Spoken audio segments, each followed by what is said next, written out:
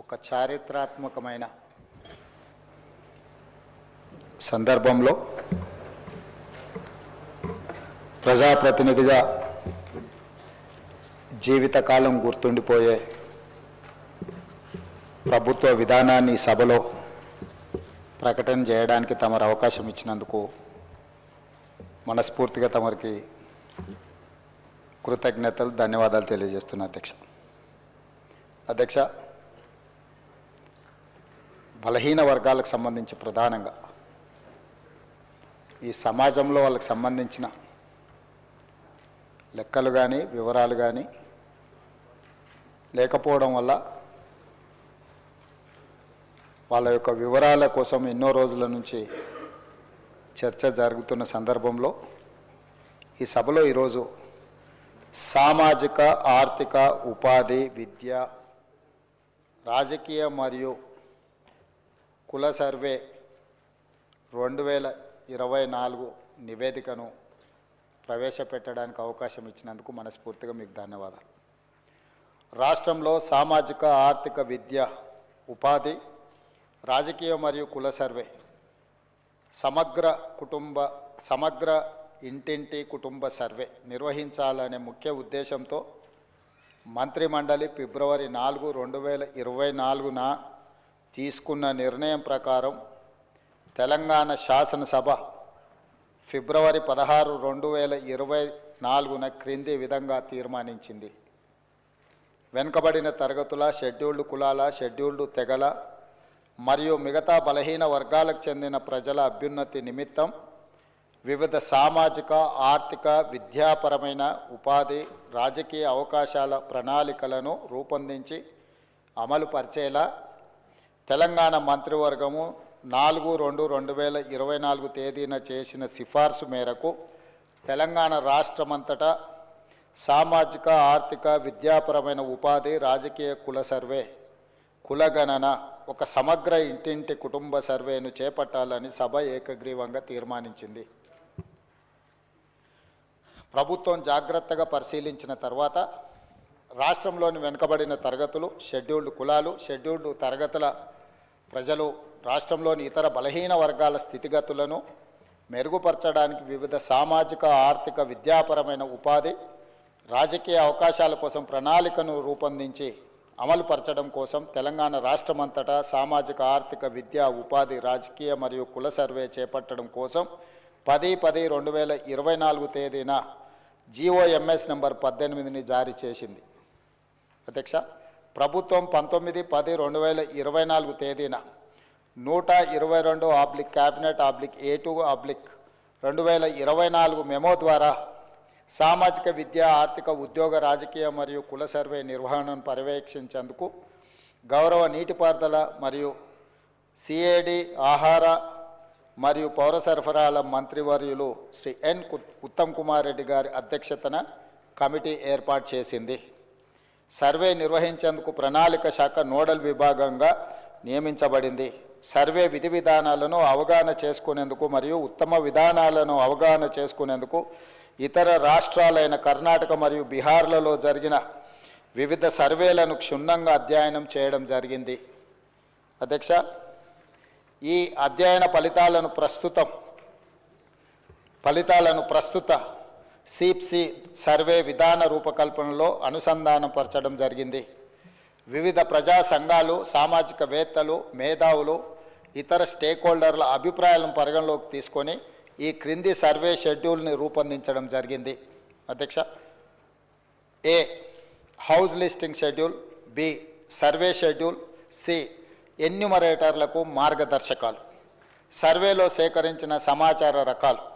Survey ఫారంలో మొత్తం 57 ప్రశ్నలు ఉండగా అదనపు ఉప ప్రశ్నలతో కలిపి మొత్తం 75 ఫీల్డ్లో సామాజిక ఆర్థిక విద్య ఉపాధి రాజకీయ మరియు కుల అంశాలకు సంబంధించిన సమాచారం సేకరించబడింది. సర్వే విధానం మరియు ప్రణాళిక రాష్ట్రంలోని ప్రతి జిల్లాను 150 కుటుంబాలతో కూడిన ఎన్యూమరేషన్ బ్లాక్గా విభజించబడింది. తద్వారా 94,261 ఎన్యూమరేషన్ బ్లాక్లను ఏర్పాటు చేయడం జరిగింది. ప్రతి ఎన్యూమరేషన్ బ్లాక్కి ఒక ఎన్యూమరేటర్ను మరియు ప్రతి 10 మంది ఎన్యుమరేటర్లకు పర్యవేక్షించడానికి ఒక సూపర్వైజర్ను నియమించడం జరిగింది అధ్యక్ష. తద్వారా రాష్ట్ర వ్యాప్తంగా 1,03,889 ఎన్యుమరేటర్లను మరియు సూపర్వైజర్లను నియమించడం జరిగింది. క్షేత్రస్థాయిలో సర్వే, సామాజిక ఆర్థిక ఉపాధి, విద్య, రాజకీయ మరియు కుల సర్వే 2024 నవంబర్ 6న హౌస్ లిస్టింగ్తో ప్రారంభమైంది. మొదటి దశలో హౌస్ లిస్టింగ్ 6 నవంబర్ నుండి 8 నవంబర్ 2024 వరకు 3 రోజుల పాటు నిర్వహించబడింది. అసలైన సర్వే 9 నవంబర్ 2024 నుండి గౌరవ తెలంగాణ గవర్నర్తో ప్రారంభమైంది అధ్యక్ష. రాష్ట్రంలో సర్వే 6/11/2024న ప్రారంభమై 25/12/2024న పూర్తయింది. 50 రోజులు సర్వే ముగిసే సమయానికి మొత్తం సర్వే చేసిన కుటుంబాల సంఖ్య గ్రామీణ ప్రాంతాలలో 66,99,602 మరియు నగర ప్రాంతంలో 45,15,532 కాగా మొత్తం సర్వే చేసిన కుటుంబాల సంఖ్య 1,12,15,134. హౌస్ లిస్టింగ్ చేసిన మొత్తం 1,15,71,457 కుటుంబాలకు గాను 1,12,15,134గా ఉంది. ఇది సర్వే కవరేజ్ను 96.9% సూచిస్తుంది. ఇతర కారణాల వల్ల సర్వే చేయని కుటుంబాల మొత్తం సంఖ్య 3,56,229. ఎక్కువగా సర్వే చేయని కుటుంబాలు జిహెచ్ఎంసి మరియు ఇతర నగర ప్రాంతాలలో ఉన్నాయి. అదేవిధంగా అధ్యక్ష, రాష్ట్రంలో డేటా ఎంట్రీ 20/11/2024న ప్రారంభమై 25/12/2024న పూర్తి అయింది. డేటా ఎంట్రీ పూర్తి చేయడానికి మొత్తం 36 రోజుల సమయం పట్టింది. 2024 ఫిబ్రవరి 4న మంత్రిమండలి తీసుకున్న నిర్ణయానికి అనుకూలంగా సర్వే అన్ని అంశాల్లో 1 సంవత్సరం లోపు విజయవంతంగా పూర్తి చేయబడింది అధ్యక్ష.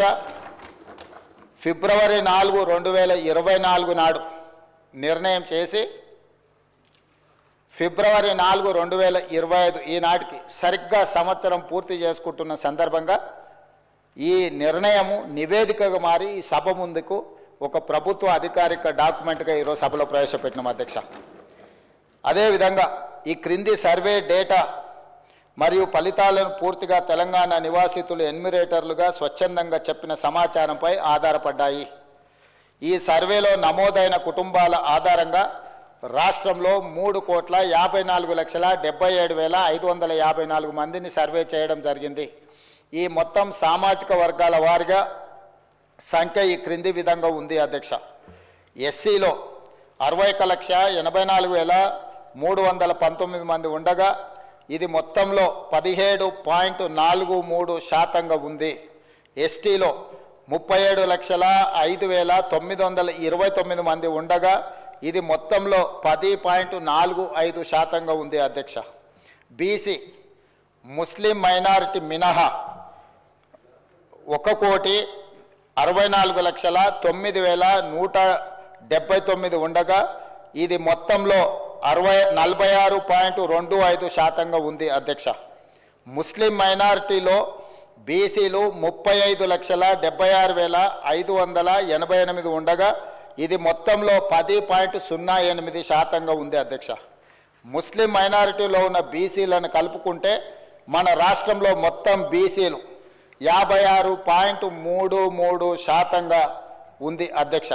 రాష్ట్రంలో ఈరోజు ప్రభుత్వం అమలు చేస్తున్న బీసీ రిజర్వేషన్లు ABCDE ఈ అన్ని గ్రూప్లలో 56.33% ఈరోజు బీసీ జనాభా ఉన్నదని చెప్పి నివేదిక మనకు తెలుపుతున్నది అధ్యక్ష.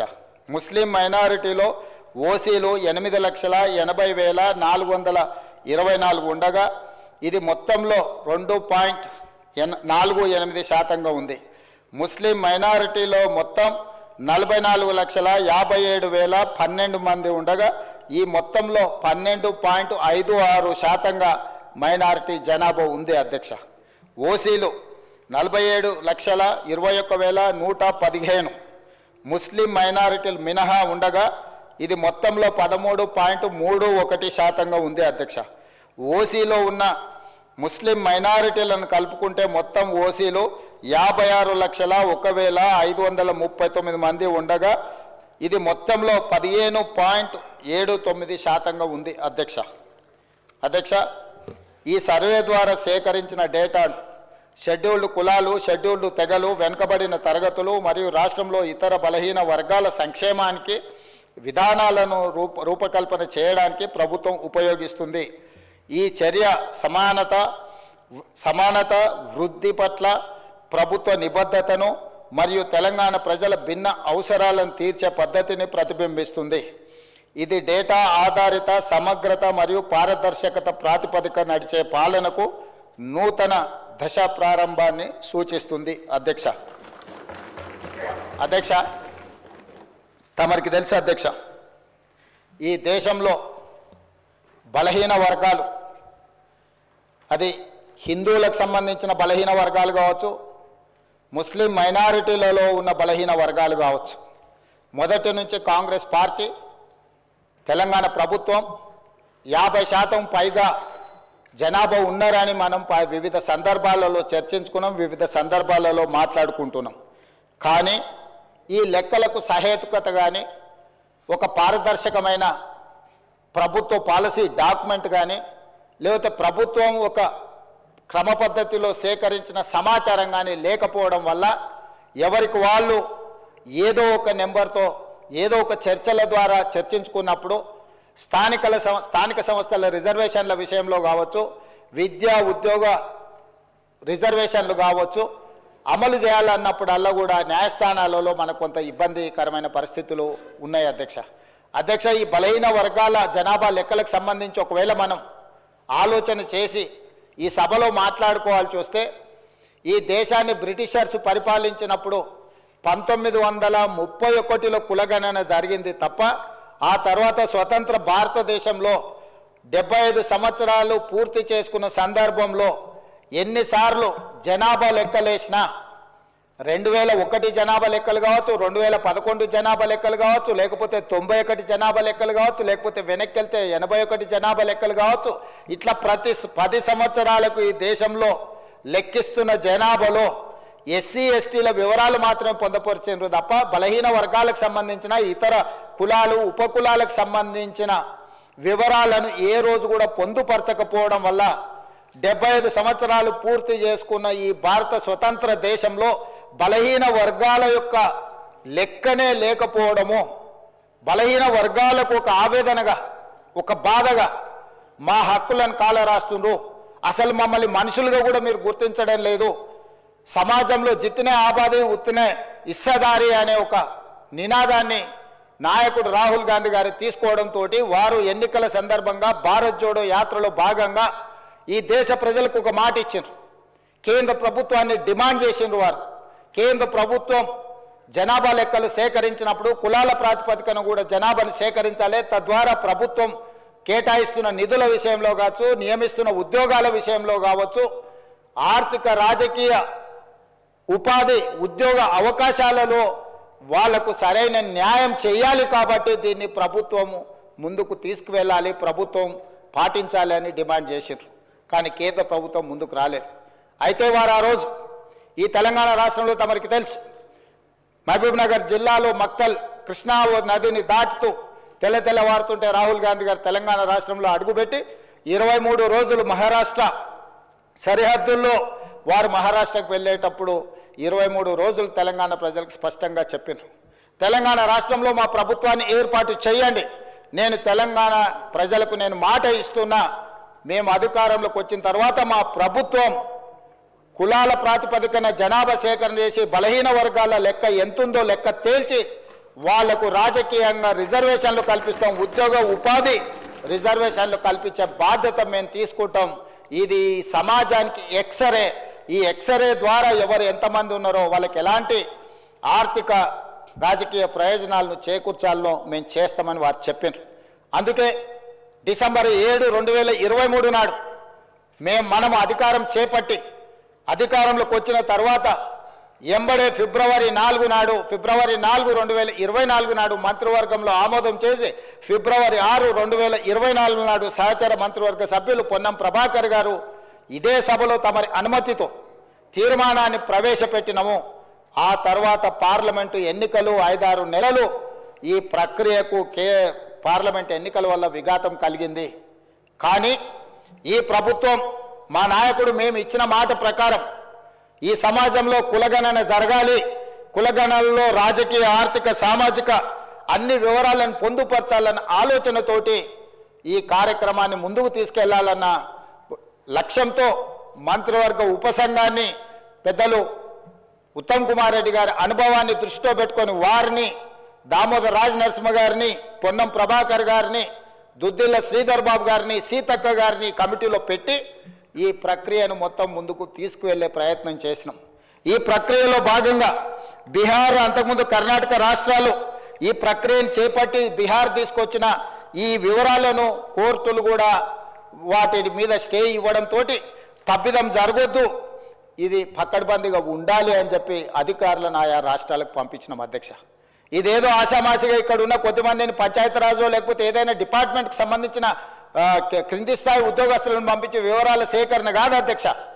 ఈ దేశంలోనే, ఈ దేశానికి ఆదర్శంగా ఉండే ఒక దిక్సూచిగా మారాలని తెలంగాణ రాష్ట్ర ప్రభుత్వం ఇతర రాష్ట్రాలలో ఇట్లాంటి ప్రక్రియ చేపట్టి ఈ ప్రక్రియ న్యాయస్థానాల ముందు నిలవకపోవడం, ఈ ప్రక్రియ వల్ల జరిగిన నష్టాన్ని అంచనా వేయడానికి కూడా ఇతర రాష్ట్రాలకు అధికారులను పంపించి ఆయా రాష్ట్రాలలో జరిగిన పరిణామాలను మనమంతా కూడా ఒక స్టడీ చేసి అధికారుల నుంచి నివేదిక తెప్పించుకొని తద్వారా జనగణన ఏ విధంగా చేసిండ్రు, ఇతర రాష్ట్రాలలో కులగణన ఏ విధంగా నిర్వహించిండ్రు, వీటన్నిటిని పరిగణకు తీసుకొని పదే ముఖ్యమంత్రి స్థాయిలో నేను, ప్లానింగ్ బోర్డు ఉప ముఖ్యమంత్రి గారు ఆర్థిక శాఖ కిందకు వస్తుంది వారు, అదేవిధంగా మా cabinet sub committee chairman Uttam Kumar Reddy గారు వివిధ సందర్భాలలో చీఫ్ సెక్రటరీ గారితో సహా 12 సార్లు సమావేశాలు పెట్టి సమీక్షలు చేసి అధికారులకు సూచనలు చేసి ఒక పక్కడ్బందీ ప్రణాళికతోటి ఏ విధంగా అయితే జనాభాను మనం లెక్కిస్తామో ఆ రకంగా మొట్టమొదట ఇండ్ల వివరాలు సేకరించే కార్యక్రమం చేపట్టిన అధ్యక్ష. ఈ తెలంగాణ రాష్ట్రంలో ఉన్న పాత 10 ఉమ్మడి జిల్లాలలో ప్రతి గ్రామంలో, తండాలో, గూడెంలో ఇండ్ల వివరాలు సేకరించి ఆ ఇండ్లను అన్నిటిని కూడా ఎన్యూమరేట్ చేసి ఆ ఇండ్ల మీద స్టిక్కర్ అంటించి ప్రతి 150 ఇండ్లను ఒక గ్రూపుగా అంటే అధ్యక్ష మ్యాపింగ్ చేసి ఇట్లా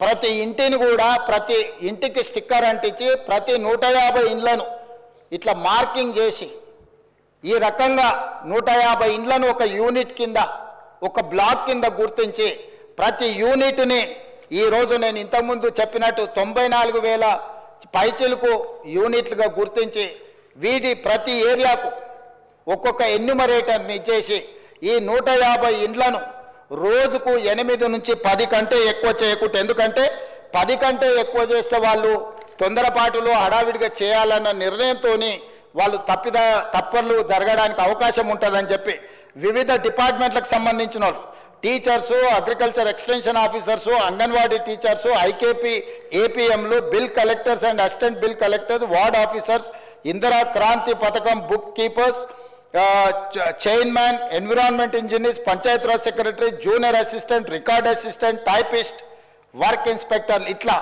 ప్రభుత్వంలో ఉన్న వివిధ శాఖలకు సంబంధించిన అధికారులను ఈరోజు మనం వాళ్ళందరినీ పెట్టి ప్రతి ఇంటికి ఇలాంటి స్టిక్కర్ను అంటించిన అధ్యక్ష. మొదటి 3 రోజులు ఈ రాష్ట్రంలో ఉన్న అన్ని గృహాల యొక్క వివరాలను సేకరించి ఆ వివరాలన్నిటిని కూడా ప్రతి ఒక్కరి ఇంటికి ఇట్లా స్టిక్కర్ అంటించి ఫస్ట్ ఇండ్లను గుర్తించడం జరిగింది అధ్యక్ష. ఆ తర్వాత ప్రతి ఇంటికి మన ఎన్యూమరేటర్లు వెళ్ళి ఇట్లాంటి అప్లికేషన్లు తీసుకెళ్ళి అధ్యక్ష ప్రతి ఒక్కరి వివరాలు వాళ్ళందరితో సేకరించి 8 పేజీలల్లా అక్కడికి వెళ్ళి వాళ్ళతో మాట్లాడి వాళ్ళు ఇచ్చిన సమాచారాన్ని తీసుకొని వాళ్ళ సంతకాన్ని కూడా కుటుంబ యజమాని పేరు, మొబైల్ నెంబర్తో సహా సంతకం వాళ్ళు తీసుకొని, ఎన్యూమరేటర్ సంతకం తీసుకొని, సూపర్వైజర్ సంతకం తీసుకొని ఈ రకంగా సమాచారాన్ని 8 పేజీలలో పూర్తి వివరాలతో కూడుకున్న వాళ్ళ పేరు, తండ్రి పేరు, వాళ్ళ కులము, వాళ్ళ ఆర్థిక స్తోమత, వాళ్ళ విద్య, గతంలో ప్రభుత్వం నుంచి ఏమైనా పథకాలలో లబ్ధి పొందినరా, గతంలో రాజకీయపరమైన రిజర్వేషన్లు ఏమన్నా పొందినరా, ఇట్లా పూర్తి స్థాయిల వివరాలతోటి ఆ కుటుంబం యొక్క వివరాలు తీసుకున్నాం అధ్యక్ష. ఇవన్నీ మాన్యువల్గా సేకరించి 76,000 మంది డేటా ఎంట్రీ ఆపరేటర్స్ని పెట్టి ఏ ఎన్యూమరేటర్ అయితే 150 ఇండ్లకెళ్ళి చేసిండో అతనే డేటా ఎంట్రీ ఆపరేటర్ దగ్గర కూర్చొని ఒక్కొక్క పేజీ తీసి కంప్యూటరీకరణ చేపించి పూర్తిగా ఈ డేటానంతా కూడా 76,000 మంది డేటా ఎంట్రీ ఆపరేటర్లు 36 రోజులు కష్టపడి ఈ మొత్తం అంతా కూడా క్రోడీకరించింది అధ్యక్ష. ఈరోజు ఇంత పకడ్బందీగా ఇందులో ఉండే పని చేసే వాళ్ళకు కూడా, ఉద్యోగస్తులకు కూడా వాళ్ళకు ఒక బుక్లెట్ అధ్యక్ష. రాష్ట్ర స్థాయిలో ఎన్యూమరేటర్లకు శిక్షణ ఇచ్చినాం, ఆ తర్వాత జిల్లా స్థాయిలో సూపర్వైజ్ చేసే వాళ్ళకి శిక్షణ ఇచ్చినాం, ఆ తర్వాత మండల స్థాయిలో పనిచేసే వాళ్ళకి ఇచ్చినాం, ఆ తర్వాత ప్రతి 150 ఇండ్లకు వెళ్ళే వాళ్ళకు కూడా శిక్షణ ఇచ్చి ఎక్కడ తప్పు జరగకుండా, ఎలాంటి ఇబ్బంది జరగకుండా వాళ్ళకు ఒక బుక్లెట్ ఇచ్చి, ఒక మాన్యువల్ అంటే గైడ్ లైన్స్ లాగా ఒక పుస్తకం ఇచ్చి అధ్యక్ష వాళ్ళందరినీ కూడా వాళ్ళకి శిక్షణ ఇచ్చి ప్రభుత్వం పకడ్బందీగా వీళ్ళందరినీ కూడా వినియోగించుకున్నప్పుడు వాళ్ళందరికీ కూడా జీతభత్యాలు ఇచ్చినాం అధ్యక్ష. అంటే ప్రభుత్వ ఉద్యోగులైనా జీతమే కాకుండా అదనంగా పనిచేయించుకున్నందుకు కూడా వాళ్ళకు జీతభత్యాలు ఇచ్చి 160 కోట్ల రూపాయలు ఖర్చు పెట్టి ఈరోజు ఒక నిర్దిష్టమైన పకడ్బందీ సమాచారాన్ని ఈరోజు సేకరించినాం అధ్యక్ష. 7 దశాబ్దాలుగా పైగా ఈరోజు బలైన వర్గాలకు సంబంధించిన వాళ్ళు కావచ్చు, మైనారిటీలు కావచ్చు, మేము ఎంతమంది ఉన్నామో మా లెక్క మాకు చెప్పండి అన్నారు అధ్యక్ష. కనీసం మాకు నిధులు, మా రిజర్వేషన్లు, లేకపోతే మా ఉద్యోగ ఉపాధి అవకాశాలలో మేము మా భాగం అడగాలి అని అంటే కనీసం మా లెక్క తేల్చండి అని అంటే ఎవ్వరు కూడా వాళ్ళ ఆర మొలకించిన వాళ్ళు లేరు అధ్యక్ష. అందుకే ఈరోజు ఈ ప్రభుత్వం స్పష్టంగా నిర్ణయం తీసుకొని ఇది ఒక చారిత్రాత్మకమైన నిర్ణయం, రేపు సమాజం యొక్క అభివృద్ధికి ఇది ఒక దిక్సూచిగా, ఒక మోడల్ డాక్యుమెంట్గా మారుతుందని చెప్పి ఈరోజు ఒక పకడ్బందీ ప్రణాళికతో చర్య తీసుకున్నాం అధ్యక్ష. అందుకే ఈరోజు కమిషన్ ఇచ్చిన నివేదికను క్యాబినెట్ సబ్ కమిటీ స్వీకరించి ఈరోజు ఉదయం క్యాబినెట్లో దాన్ని చర్చ పెట్టి క్యాబినెట్లో ఆమోదింపజేసి ఈరోజు ఈ సభలో ప్రకటన చేస్తున్నాం అధ్యక్ష. ఎందుకంటే దీనికి పూర్తి స్థాయిలో చట్టబద్ధత కల్పించాలి. రేపటి నుండి ఈ నివేదిక రాష్ట్ర ప్రభుత్వం అమలు చేయబోయే సంక్షేమ పథకాలకు, అదేవిధంగా అభివృద్ధి కార్యక్రమాలకు, ఉద్యోగ ఉపాధి అవకాశాలకు, రాజకీయ వాళ్ళ అవకాశాల కోసం ఈరోజు ఈ నివేదిక పనిచేయాలన్నది ప్రభుత్వం యొక్క లక్ష్యం అధ్యక్ష. అందుకే ఈరోజు 46.25% ఉన్న బీసీలు, ఏబిసిడి, అదేవిధంగా ఈ గ్రూప్లో ఉన్న ముస్లిం మైనారిటీ బీసీలు ఏదైతే 10.08 ఉందో మొత్తం 56% పైగా ఉన్న బీసీలందరికీ కూడా ఈ రాష్ట్రంలో సముచితమైన గౌరవము, స్థానము కల్పించాలన్న ఆలోచనతోటి ఈరోజు ఈ ప్రభుత్వం ఈ నిర్ణయం తీసుకొని ముందుకు వచ్చింది అధ్యక్ష. కాబట్టి సభలో సభ్యులందరినీ ప్రభుత్వం ఒక మంచి కార్యక్రమాన్ని తీసుకొచ్చి ప్రజలకు అందుబాటులో పెట్టినందుకు ఈరోజు అందరూ సభలో ఉన్న వాళ్ళందరూ కూడా ఈ ప్రభుత్వాన్ని రాజకీయాలకు అతీతంగా అభినందించాల్సిన అవసరం ఉన్నది. మంత్రివర్గ ఉపసంఘాన్ని, అదేవిధంగా అధికారులు, అదేవిధంగా సూపర్వైజ్ చేసిన వాళ్ళు, ఎన్యూమరేటర్లుగా పనిచేసిన వాళ్ళు రాత్రి మగళ్ళు కష్టపడి ఇది ఒక దిగ్విజయమైన కార్యక్రమంగా, దేశానికే ఆదర్శంగా నిలబడే ఒక కార్యక్రమాన్ని, ఒక బాధ్యతను నెరవేర్చింది. కాబట్టి ఈ తమరి ద్వారా సభలో ఉన్న సభ్యులందరినీ ఈ మొత్తం కార్యక్రమంలో పాల్గొన్న వాళ్ళని అందరినీ కూడా అభినందించాల్సిందిగా కోరుతున్నా. మీరందరూ పెద్ద ఎత్తున చప్పట్లతో వాళ్ళందరినీ అభినందించాలని తెలియజేస్తూ తమరి దగ్గర సెలవు తీసుకుంటున్న అధ్యక్ష.